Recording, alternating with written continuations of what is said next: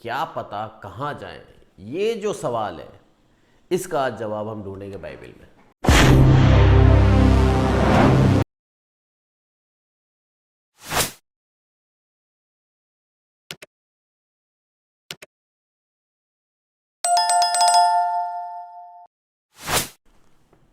Praise the Lord.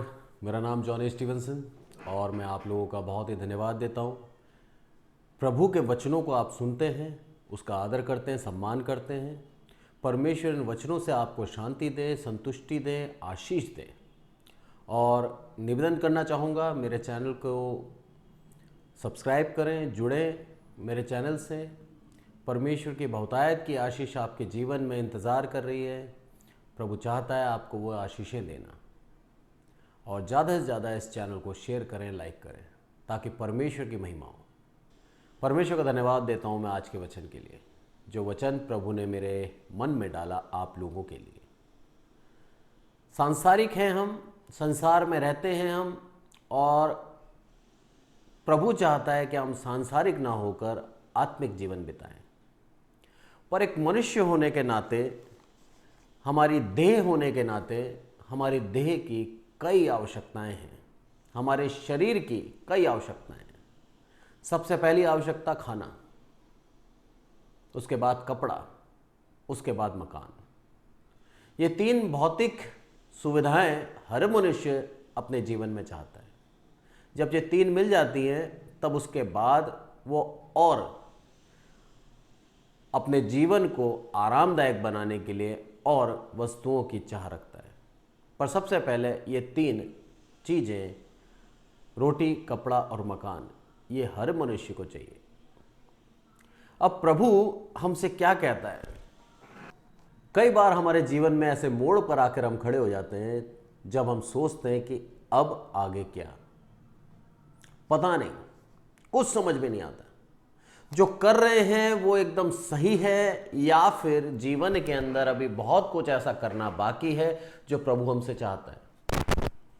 कई बार समस्या आती है, कई बार मुश्किलें आती हैं, और उन मुश्किलों में आके जब हम फंस जाते हैं तब हम सोचते हैं कि प्रभु अब हमारा कहाँ जाना है, क्या करें हम, किस तरह इस परेशानी से निकलें और हमारे जीवन के अंदर हम किस मार्ग को चुनें। ये परेशानी और ये जीवन के अंदर क्या पता कहाँ जाएं, ये जो सवाल है इसका आज जवाब हम ढूंढेंगे बाइबल में। पता नहीं क्या करें, कैसे होगा, कब होगा, और मेरे साथ ही ऐसा क्यों होता है। इन सवालों का जवाब यदि आप चाहते हैं तो आज के वचन में बने रहें। आइए आज का वचन हम देखेंगे, फिलिप्पुस उसका 2 अध्याय और उसकी 12वीं आयत। इसीलिए हे मेरे प्रियो, जिस प्रकार तुम सदा से आज्ञा मानते आए हो, वैसे ही अब भी न केवल मेरे साथ रहते हुए, पर विशेष करके अब मेरे दूर रहने पर भी डरते और कांपते हुए अपने अपने उद्धार का कार्य पूरा करते जाओ। जब जीवन के अंदर उस मोड़ पे आ जाते हैं हम, जहां हमारा डेड एंड आ जाता है, जहां हम सोचते हैं कि अब हम कहीं आगे नहीं बढ़ सकते, हमारे जीवन की उन्नति रुक गई है, हमारे को समझ में नहीं आता किस मार्ग की तरफ जाएं, तब हम परमेश्वर से कई बार प्रार्थना करते हैं, प्रभु अब क्या, कहाँ जाऊं मैं, किस पर विश्वास करूं मैं। जब ये समस्याएं आके हमारे जीवन में घिर जाती हैं तब प्रभु क्या बोलता है? बोला तुम्हें करना क्या है? मेरे रहते हुए तो तुमने क्या करा? आदर करा मेरा, सम्मान किया मेरा, और मेरी आज्ञाओं को मानते रहे।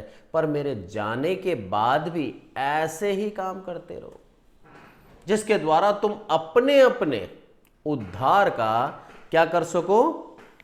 कार्य पूरा कर सको।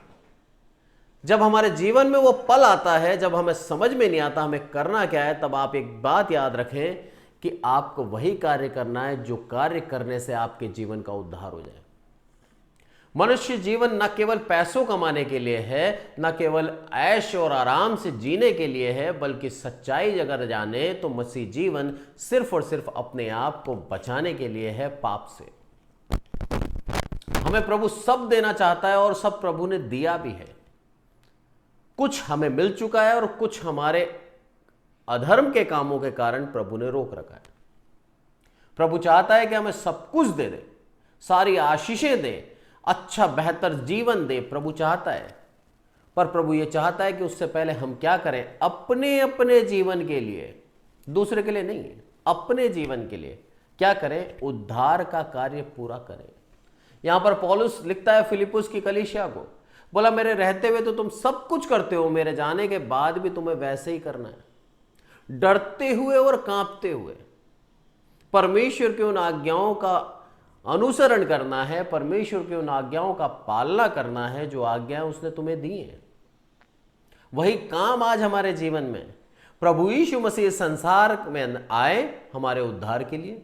जो पिछला वचन मैंने देखा, यदि आपने ना देखा हो तो आप देख सकते हैं। क्रिसमस क्यों मनाया जाता है, उसका उद्देश्य क्या है, उसके अंदर सारी बातें हैं, प्रभु क्यों आए, और उस आने के बाद हमको एक उद्धार का उपाय दिया, और उस उपाय के बाद वो चाहता है कि हम उस उद्धार में बने रहें। ये कार्य हमारे जीवन से चाहता है, ना कि हम ज़्यादा पैसा कमाएं और उन भौतिक सुविधाओं के पीछे भागे जिनको प्रभु हमें यूं ही दे देगा। पर हमारा विश्वास उसके ऊपर होना चाहिए। एक उदाहरण से समझाता हूं मैं आपको, एक और सच्ची घटना बताता हूं मैं नॉर्थ कोरिया की। नॉर्थ कोरिया की इस घटना के अंदर आप देखेंगे किस तरह से परमेश्वर मनुष्य को चुनता है।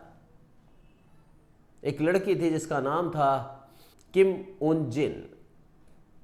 वो लड़की छोटी सी नॉर्थ कोरिया के पोंगयांग शहर के अंदर रहती थी, और वहाँ पर अपने जीवन को जिस तरह से हम सांसारिकता में जीते हैं वैसे ही जी रही थी।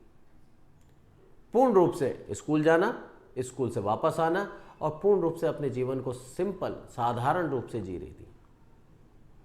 उसका पिता एक मसीह था, और उसका पिता उसने उसको प्रभु यीशु मसीह के बारे में बताया था। अब नॉर्थ कोरिया के अंदर क्या होता है कि वहां की स्कूलों के अंदर सिखाया जाता है कि जो तुम्हारा लीडर है वही तुम्हारा परमेश्वर है। वहां पर किसी परमेश्वर को पूजने नहीं दिया जाता, किसी परमेश्वर की आराधना नहीं करने दी जाती। अब ये लोग पोंगयांग की उस जगह पे थे जहां पर कुछ मसीह थे। वो मसीह अपने जीवन को मसीहत के अनुसार जी रहे थे, और इसका पिता बार बार जब ये जाती थी स्कूल इसके गले लगता था और इसको बोलता था एक दिन ऐसा होगा जब मुझे प्रभु यीशु मसीह के लिए मार डाला जाएगा। और ये बच्ची बार बार उस दिन को सोच के डरती थी कि ऐसा दिन ना आए। कुछ समय बीत गया और ये लोग मसीहत में बढ़ते गए, पर एक समय ऐसा आया कि जब ये स्कूल से वापस आई, इसका पिता घर में नहीं था। इसने बहुत खोजा, इसको नहीं मिला।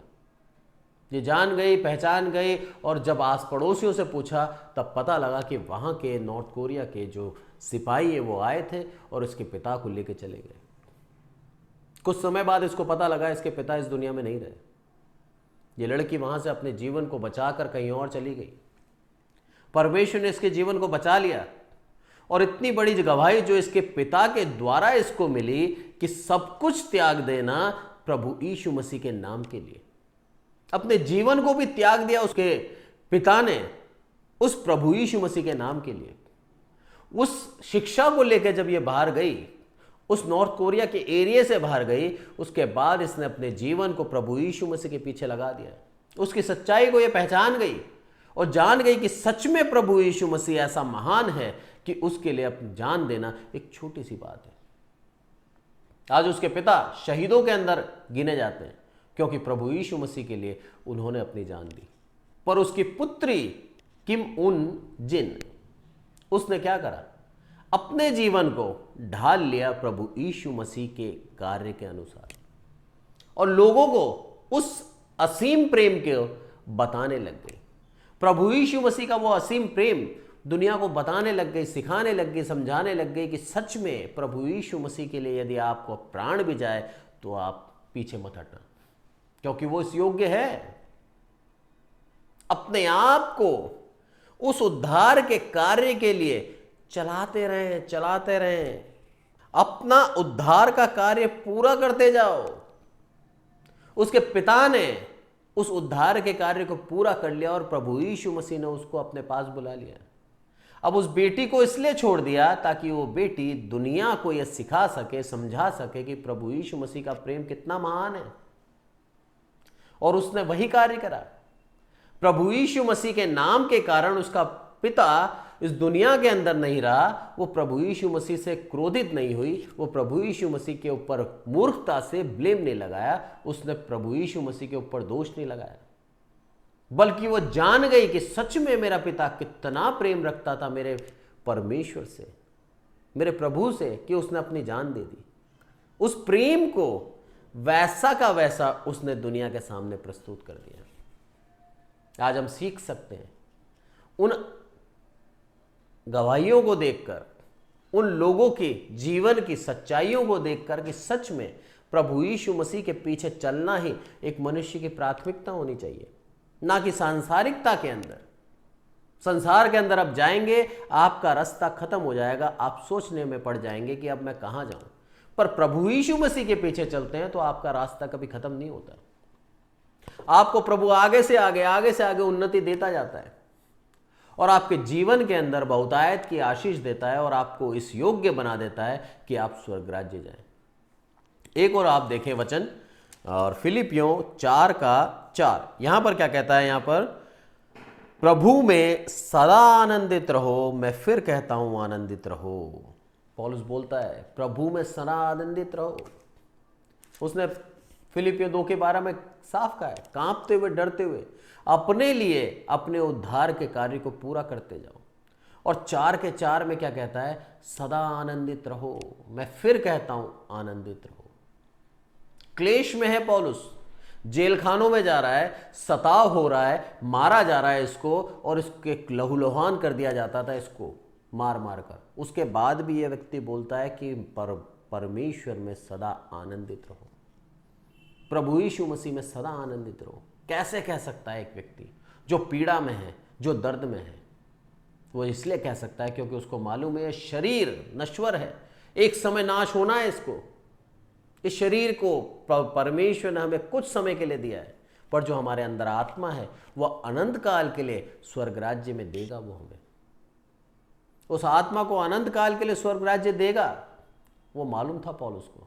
इसलिए बोलता है शरीर से छुटकारा यदि जल्दी मिलता है तो बहुत अच्छा है, मैं उसके पास जाऊंगा। इसीलिए आनंद करो, मगन रहो कि तुम्हें परमेश्वर ने चुन लिया है।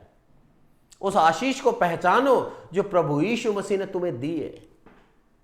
पौलुस बोलता है कि जीना मसीह, मरना लाभ, कि जब तक मैं जी रहा हूं प्रभु यीशु मसीह में जीऊंगा, और यदि मर जाता हूं तो मेरे लिए लाभ है, क्योंकि वो मेरा जो जीवन है जो मरने के बाद स्टार्ट होता है, अनंत काल का जीवन, वो मैं प्रभु यीशु मसीह के साथ बिताऊंगा। कितनी महानता थी, कितना प्रभु यीशु मसीह के लिए समर्पण था। आप सोचिए, आपको वो डेड एंड कभी नहीं मिलेगा जीवन में यदि आप प्रभु यीशु मसीह के पीछे चलते हैं। तो मेरा आज आपसे यही निवेदन है, यदि आज तक आपने प्रभु यीशु मसीह का नाम सिर्फ सुना है, उसके पीछे चलते नहीं है, मानते नहीं है उसको, तो आज आपसे निवेदन है, प्रार्थना है कि आप अपनी बुराइयों से मन फिराएं और ये पश्चाताप करें कि हाँ प्रभु, मैंने जितने भी पाप करें उसका दुख तूने सलीब पर उठा लिया। इस बात पर विश्वास करें और अपने आप को प्रभु यीशु मसीह को दे दें। प्रभु यीशु मसीह आपको स्वर्ग राज्य देना चाहता है। प्रभु यीशु मसीह आपको अनंत काल का जीवन देना चाहता है, पर सिर्फ आपके वचन उससे आपको दूर रखते हैं। अपने जीवन को उसके मुताबिक चलाएं, ना कि खुद के मुताबिक। यदि जब तक अपने जीवन को आप खुद के मुताबिक चलाएंगे, आपके जीवन में बार बार ऐसा मोड़ आएगा जहां आप सोचने में मजबूर हो जाओगे कि अब कहां, पर उसके मुताबिक चलाओगे तो जीवन में कभी भी ऐसा मोड़ नहीं आएगा जहां पर आपको डेड एंड आ जाए, जहां पर आपका रास्ता खत्म हो जाए। प्रभु आपको हमेशा उस मार्ग में लेके चलेगा जहां पर आपकी उन्नति, आपको आशीष और आपको पूर्ण रूप से प्रभु अनुग्रहित रखेगा। प्रभु आज के इस वचन से हम सबको आशीषित करें। प्रेज द लॉर्ड, आमीन। आइए प्रार्थना करें। हे हमारे प्रभु, हम सबको संभाल के रखते हैं, इसलिए आपका धन्यवाद ईश्वर। सब कुछ आपके हाथों में सौंपते हैं मेरे प्रभु। विशेष करके मेरे प्रभु आपसे विनती और प्रार्थना है, जितने लोग मेरे प्रभु सुनते हैं इस वचन को, हर एक को आपके हाथों में सौंपते हैं मेरे प्रभु। उनके मन में ये बोधित कराना, उनके मन में ये गिल्ट देना है मेरे प्रभु कि जो कुछ उन्होंने आज तक किया है, अधर्म, पाप, दुष्कामनाएं, और मेरे प्रभु जो उनके जीवन के अंदर गलत आदतें हैं, वो सब आपके उस मेज के सामने लेके आएं, आपके उस वेदी के सामने लेके आएं, और मेरे प्रभु पश्चाताप करें और अपने आप को आपके आनंद काल के जीवन के योग्य बनाएं मेरे प्रभु। हम यही चाहते हैं कि हर एक सुनने वाला स्वर्ग राज्य जाए, हर एक सुनने वाला आपके मार्ग में आगे बढ़ता जाए। हमारी यही प्रार्थना है मेरे प्रभु। आदर महिमा आपको देते हैं, प्रभु यीशु मसीह के नाम से मांगते हैं, आमीन।